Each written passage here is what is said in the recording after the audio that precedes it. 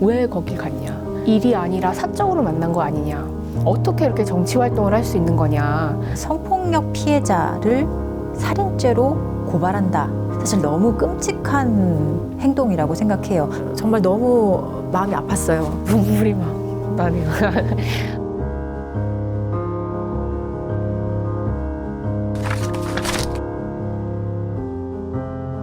사건 직후에 저는 바로 경찰에 신고를 했는데요. 그때 당시에는 너무 경황이었고 고민할 겨를도 없었던 것 같아요.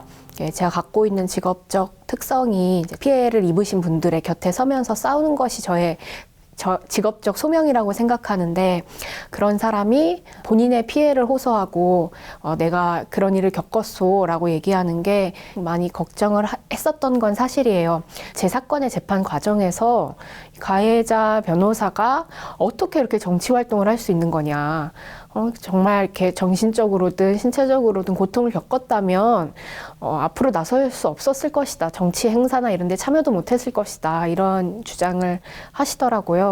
말하지 않으면 피해자가 얼마나 피해를 겪고 있는지 정말 모르는구나. 피해자가 굉장히 담담하게 카메라 앞에서 혹은 다른 사람, 타인의 앞에서 자신의 피해를 이야기한다고 할지라도 그 고통이 아예 없는 것은 아니다, 뭐 이런 생각으로 말씀을 드렸던 것 같아요. 당연히 속으로 삭히죠. 벌써 눈물이 막 나네요.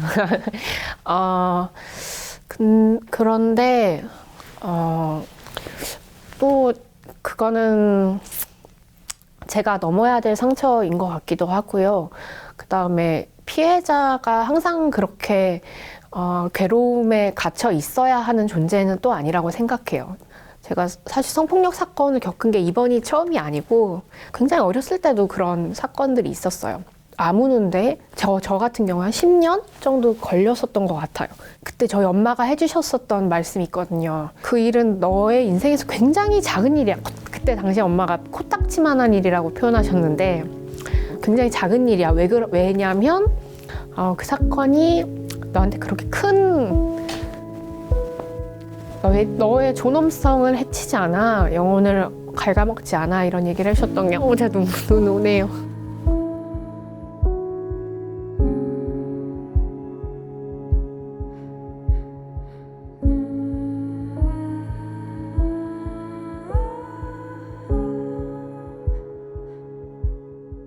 왜 거길 갔냐? 그리고 그냥 일이 아니라 사적으로 만난 거 아니냐 해서 절대 안 되는 질문들이라고 저는 생각해요. 다쳤다면 혹은 성폭력을 겪었다면 그럴 수 없었을 텐데 어떻게 그럴 수 있냐, 이런 질문들을 받는 것이 가장 힘들었었습니다. 내가 누구한테 지나가다가 맞았거나 아니면 교통사고를 당했거나 그렇다고 해서 우리가 그 사건의 피해자를 이런 식으로 비난하지 않거든요. 왜 바로 병원에 안 가셨어요? 왜 경찰서에 안 가셨어요? 이런 말을 하지 않아요. 그런데 유독 우리 사회는 성폭력 피해자에게는 이런 질문을 아무렇지 않게도 해왔고 지금도 하고 있다는 데 문제가 있는 거거든요. 저도 모르게 화가 나서 변호사님께 그렇게 얘기했어요. 변호사님은 지금 만약에 사건을 겪으시면, 성폭행 같은 사건을 겪으시면 그 이후로부터 변호 일정 모두 다 취소하실 거냐.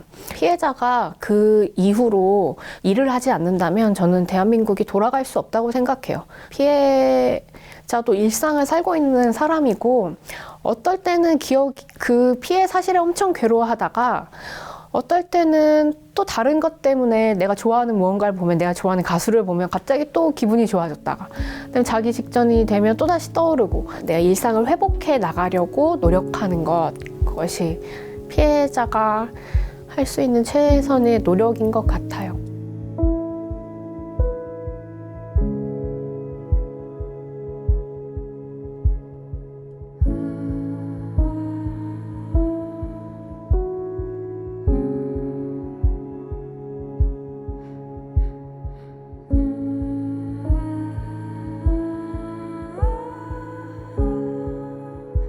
이미 그 편지가 이제 온라인상에 너무 많이 일반에게 공개가 되었어요. 박원순 시장의 가장 그 측근이라고 할 수 있는 가족에 의한 그런 손편지잖아요. 그런 편지에 사소한 메시지 하나만으로도 박원순을 지지하는 그 지지 세력에 의해서는 엄청난 메시지로 작용을 할 수 있거든요.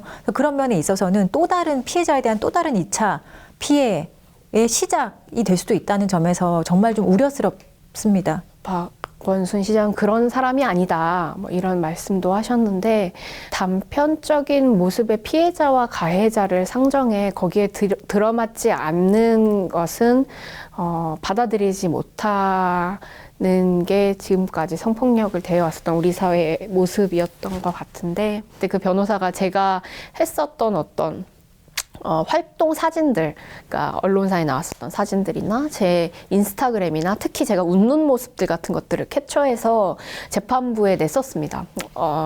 어떤 뉘앙스를 재판부께 전달하고 싶었던 것 같아요. 그리고 성폭력 피해자는 이럴 거야라는 어떤 특정한 성폭력 피해자에 대한 왜곡된 상을 가지고 있다고 생각을 해요.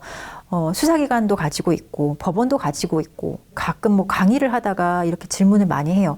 여러분들이 생각하는 성폭력, 강간은 어떤 모습을 가지고 있습니까? 라고 물어보면 생판 처음 본 어떤 남성에 의해서, 그것도 흉기를 가지고 있는 아주 우락부락하게 생긴 범죄자의 얼굴을 하고 있는 남성에 의해서 폭행을 당하고 그리고 성폭력을 입었을 것이다. 그리고 그 과정에서 그 여성은 격렬하게 저항해서 상처를 입었을 것이고 피해가 종료되자마자 울면서 경찰서로 달려갔을 것이다. 근데 실제로 이런 사건은 1년에 한두 번 볼까 말까 합니다. 실제로 성폭력 사건 일어나는 경우는 일단 아는 사람에 의한 피해가 대부분이고, 정말 자기가 가장 안전해야 할 집, 회사, 학교 이런 데서 일어나는 경우도 상당히 많거든요.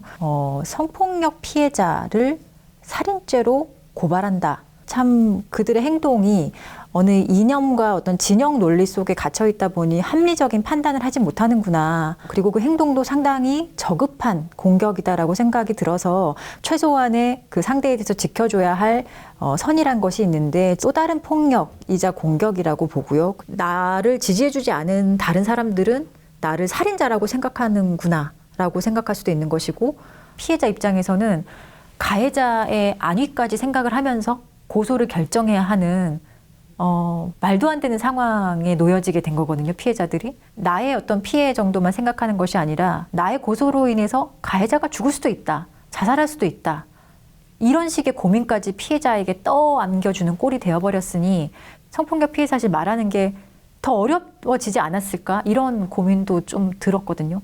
말도 안 되죠.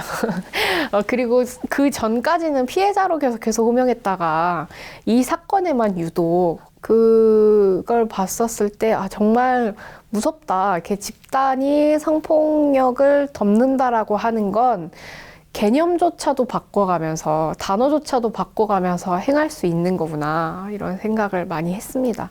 이 여성들과 이 피해자들은 성희롱 하나를, 그 워딩을 하나 만들려고 수십 년간 노력해오고 정치권에 대한 압박을 엄청나게 많이 하고 나서야 뭐 위계에 의한 성폭력이나 성희롱이나 이런 단어가 우리 사회의 법적인 용어로서 남는 건데, 정말 정치 권력자들은 단 한 번의 카톡방 회의를 통해서 그냥 피해자를 피해 호소인이라고 명칭할 수도 있는 거구나, 이것이 위계에 의한 성폭력 그리고 2차 가해가 아니면 무엇이겠나 생각했었죠. 그 안희정, 박원순, 김종철 씨 사건 이후에 유가족뿐만 아니라 주변부가 어떤 모습을 보여줬냐, 그러니까 그 집단의 수준을 보여주는 리트머스 시험지 같은 것이 아니었을까.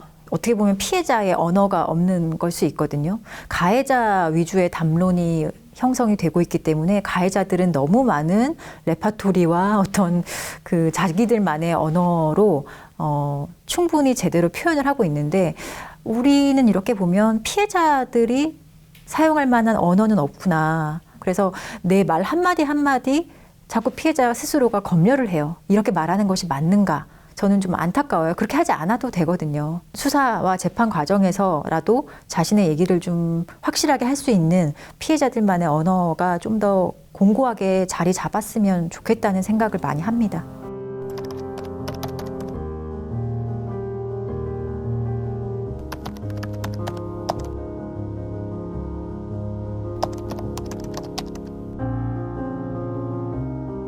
나 같은 피해자가 또 나오면 안 되잖아요. 나 같은 피해자가 없기를 바라는 마음에서 용기 내서 고소를 합니다라고 말하는 경우가 상당히 많습니다. 이런 피해가 두 번 다시 발생돼서는 안 된다. 여기서 끝내야 된다. 이런 식의 마음을 가지고 고소에 임하는 경우가 많기 때문에 근데 모든 피해자가 저는 저처럼 해야 될 필요는 없다고 생각해요. 그냥 말하지 않고 싶으면 안 말해도 되고, 근데 저는 고심 끝에 그렇게 하기로 마음을 먹었고, 그게 제 피해 회복에 도움이 될 거라고 생각하기 때문에 아침에 일찍 일어나자.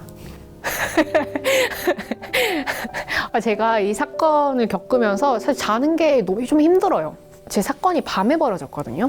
자꾸 그때 사건 기억이 나고, 약간 이렇게 조각난 파편의 어떤 장면들이 떠오르는 거예요. 그게 잠을 못 자게 하고, 그래서 아침에 일어나기가 힘들고, 그런데 너무 밤에 걱정하지 말고 잠을 푹 자고, 혼자서 싸우지 않는다는 걸 계속해서 상기하고 했으면 좋겠습니다.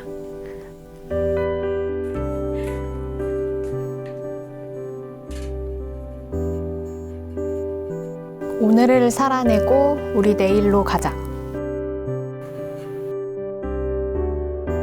당신의 용기가 세상을 바꿉니다.